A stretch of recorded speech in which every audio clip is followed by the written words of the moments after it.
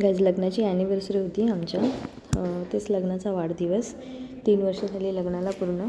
तर त्यानिमित्ताने जरा आज रेडी झालेली. इयरिंग्स तर बघ कसले मोठे मोठे घातले. माझ्या नव्याने सांगितलं की मम्मा छान दिसत आहेत म्हणून घालून टाकले ते. आता मुलीचं तर ऐकावं लागेल ना, इथून पुढे जे काय मेकअप सेन्स आहे किंवा जे काय ट्रेनिंग चालू आहे तीच सांगेल ना मला. मग तिचं ऐकणं गरजेचं आहे. तिला मँगो दिला कट करून खाण्यासाठी. त्यानंतर आम्ही निघालो उल्हासनगरला जाण्यासाठी. मम्मीकडे खूप वेळ झाला आम्हाला. रात्री आम्ही 10:30 वाजता पोचलो. 10-10:30ला. तिथून पुढे आमचा हे केक कटिंगचा कार्यक्रम चालू होता. बघा नव्हे आम्हाला केक कट करून खाऊ घालते. मला घातला, पप्पाला घातला, त्याच्यानंतर इतरांना दिला.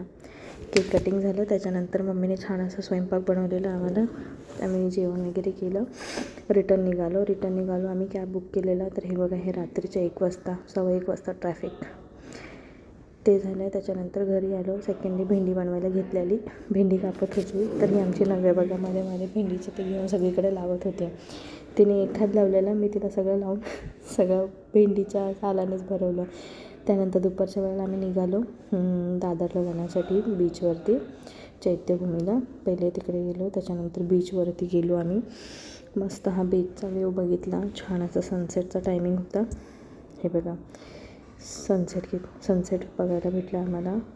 घोडे वगैरे सगळं. एवढी गर्दी उन्हाळ्यामुळे तिथे. बापरे, सगळी मुलं लोक.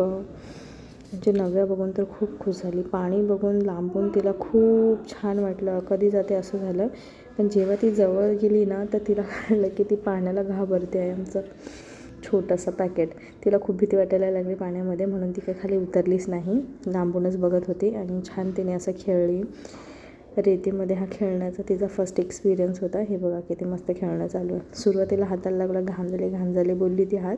पण त्यानंतर तिला मजा आली. मग काय मातीतनं उठायला रेडी नाही.